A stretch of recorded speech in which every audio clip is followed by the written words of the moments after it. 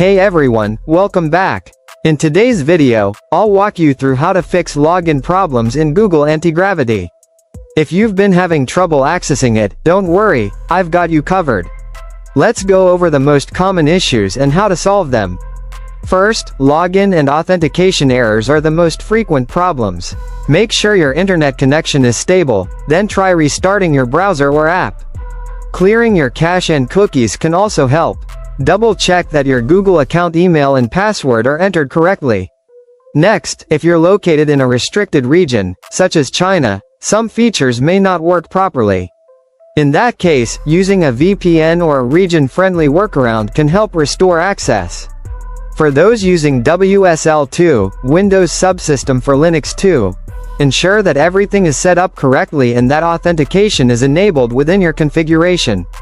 Agent-related issues can also interfere with login. If that happens, try restarting the agent or updating it to the latest version.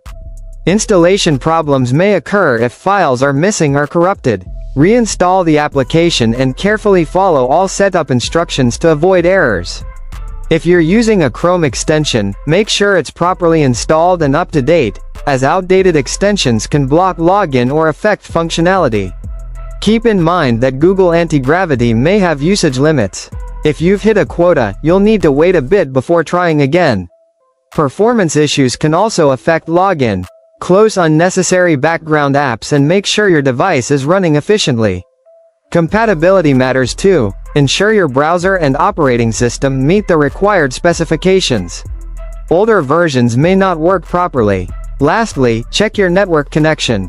A stable internet connection is essential. You can also try disabling your VPN or firewall temporarily to see if that resolves the issue. By following these steps, you should be able to fix most problems related to login, authentication, setup, performance, and connectivity, and get back to using Google Antigravity smoothly. If this helped you out, don't forget to like the video and subscribe for more helpful guides. Thanks for watching.